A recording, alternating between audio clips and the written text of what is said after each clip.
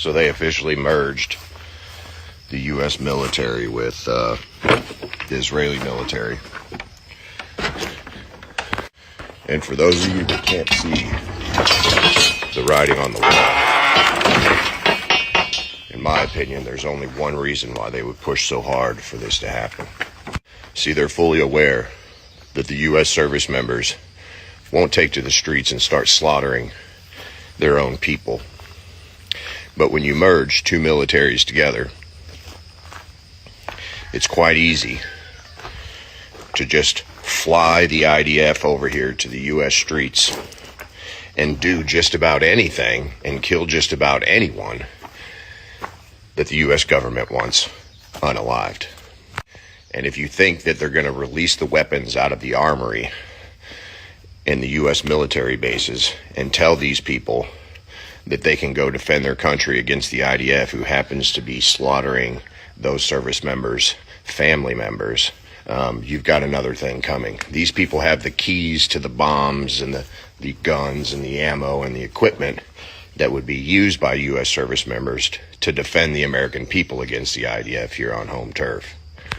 And if you don't think that the IDF is bloodthirsty and would love nothing more than to kill Americans, you don't know anything about what's going on in the world around you. And I think that's part of the reason why we got here, is because so many people just believe that our greatest ally really does love Americans and Christians and all these other things. But these people are completely clueless about what's happening in the Middle East the last, 50 to 100 years as they set all of this up. The non-existent state of Israel that didn't exist until the 1940s. People are just lazy. They refuse to go find factual information, and they just gobble mainstream news information up as if it's gospel. But one thing is for sure, we have one of the most capable, most equipped, and most armed civilian population, dare I say veteran population, in the entire world.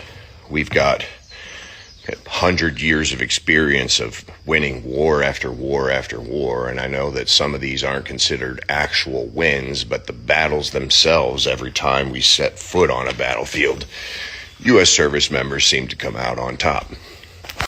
If there's one thing I can stress to everybody as you go about your day today, whatever you may be doing, it's time for you to start legitimately training yourself, because they will be sending these people door to door to find you for anything that you've said, liked, shared, even in private messaging, that is anti-IDF, anti-genocide of the Palestinian people, anti-merger of U.S. military and Israeli military. They will hunt down every single one of you. And my plan for today, at least, is hop on this here mower. I'm going to get out here and mow myself a clean spot. I'm going to set up my targets.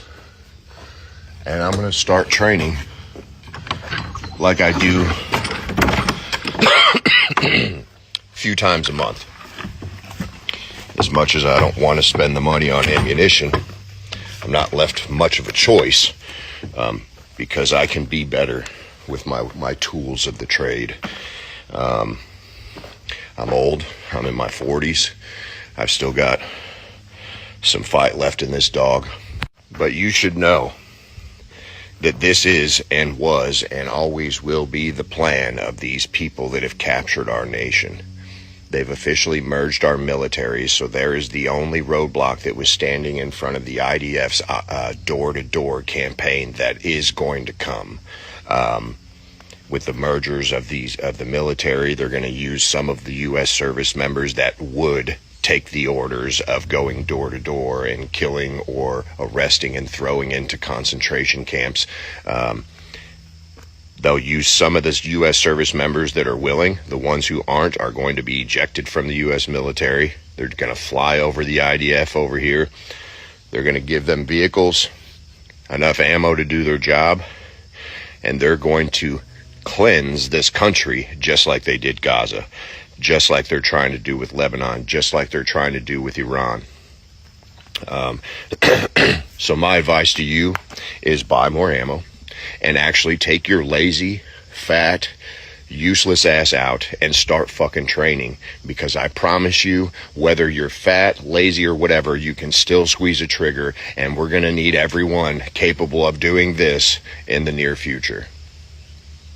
Good luck, folks. Happy training.